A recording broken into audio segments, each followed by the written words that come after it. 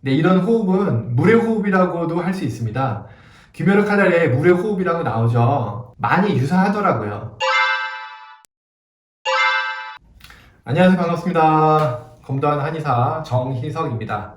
오늘은 검도의 집중력을 높여주는 호흡법에 대해서 한번 얘기를 해보려고 합니다.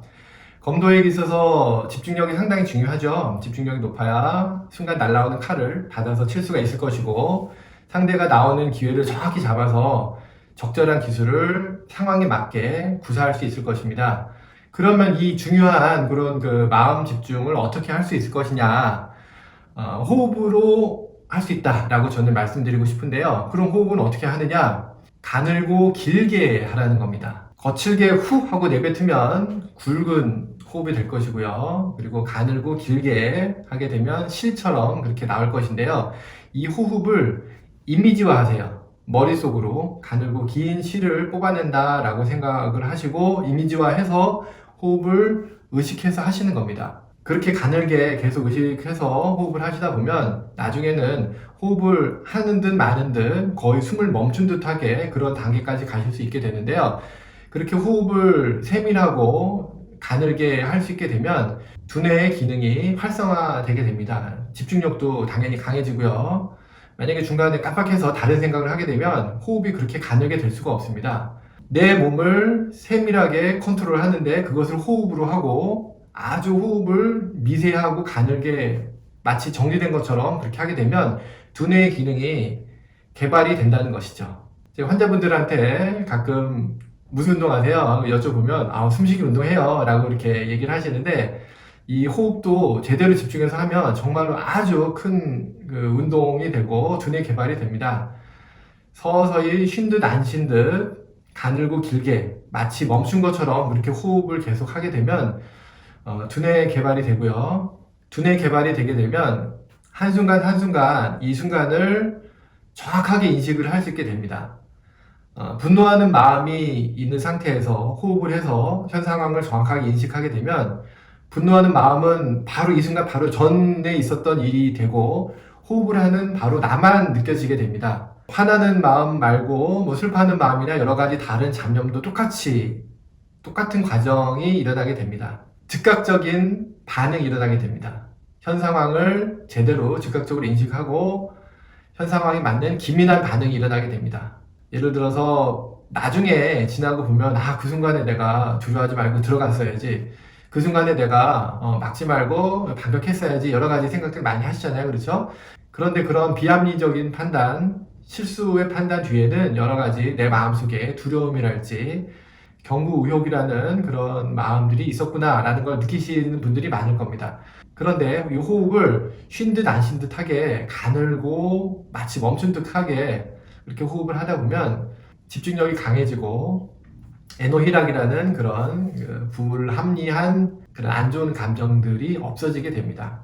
그러면 각각의 상황에 훨씬 더 민첩하고 확실한 옳은 판단을 할 수 있게 되죠. 이런 호흡 방법, 호흡을 하는 나 자신을 면밀하게 꼼꼼하게 의식하는 이런 방법을 마음 챙김이라고 하기도 하고요. 호흡 수련이라고 하기도 하고, 호흡 수행이라고 이야기하기도 합니다. 불교에서도 많이 얘기를 하는데요.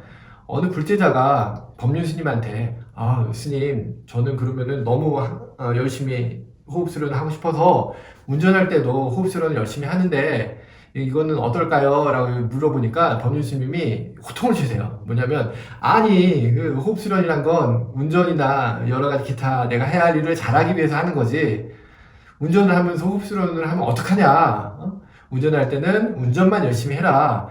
주의차와 현상에 대해서 면밀하게 잘 관찰해야지, 숨 쉬는 거에 의식을 두고 있으면 어떡하냐, 이렇게 얘기를 하셨는데, 검도할 때도 마찬가지인 것 같습니다. 호흡 수련을 평상시에 틈틈이 의식을 하면서 호흡을 하되, 대련을 하고 연습을 할 때는 호흡이 아니라 상대와 현 상태에 대해서 의식을 기울이고 집중을 하는 것이 맞는 것 같습니다. 다만 대련 시작할 때, 연습 시작할 때 그때 호흡을 고르게 숨 쉬는 듯 마는 듯 그렇게 호흡 수련을 했던 그 상황으로 들어가는 거죠. 그걸 존으로 들어간다, 혹은 집중력을 퍼뜨린다, 그리고 또 먼산보기 상태로 들어간다, 그렇게 표현을 하기도 하는데, 그런 상태로 들어가는 시발점, 첫 시작으로 삼을 수 있을 것 같습니다. 그러니까 처음에 기압을 싹 하고 강하게 넣으면서 호흡을 고르게 하면서 평상시 내가 호흡을 서서히 실처럼 가늘게 쉬었던 그 상태로 만들게 되면 두뇌가 그 상태로 깨게 되는 거죠. 경구욕이 없는 그런 상태로 두뇌를 만드는 것입니다. 그래서 대련을 시작하는 것이죠. 다시 말씀드리자면 대련할 때는 호흡에 신경 쓰지 말고 현상에만 신경 써라. 다만 대련을 시작할 때 처음에 호흡을 가늘고 길게 마치 쉬지 않은 것처럼 그렇게 함으로써 두뇌를 깨우는 그런 시발점의 역할로 응용을 할 수 있을 것 같습니다. 네, 오늘 호흡에 대해서 말씀을 드렸는데요. 다시 한번 강조를 드리자면 두뇌를 깨우는 그런 집중력을 키우는 호흡법, 호흡을 가늘고 길게 하는 연습을 평상시에도 수시로 해라. 마치 쉰 듯 안 쉰 듯, 마치 멈추고 있는 것처럼 그렇게 가늘고 길게 호흡을 하는 연습을 평상시에 해라.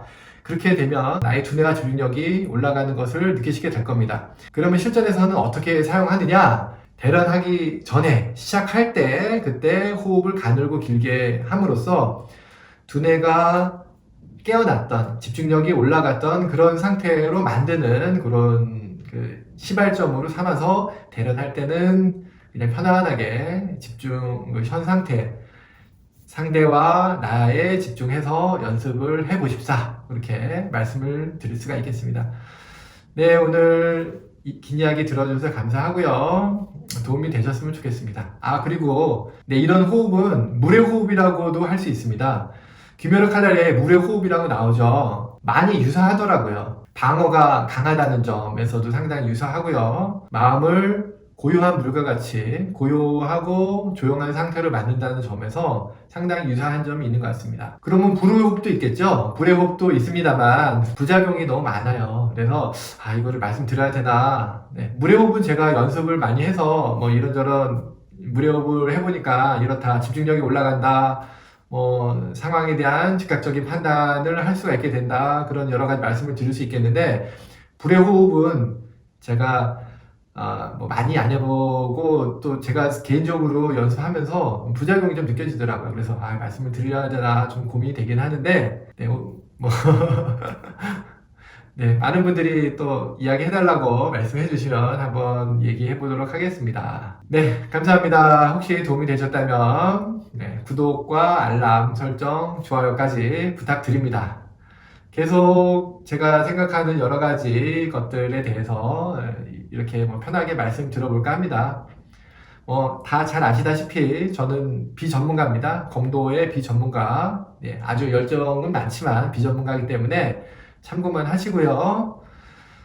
다만 제가 한의사이기도 하고 예전부터 호흡이나 명상 그리고 동양 철학에 대해서 공부를 많이 했습니다. 그런 점에서 제가 하고 싶은 이야기 상당히 많은데 추후에 또 하나 둘씩 한번 풀어보려고 합니다. 오늘 영상 보셔서 감사하고요. 그럼 다음에 뵙겠습니다. 감사합니다.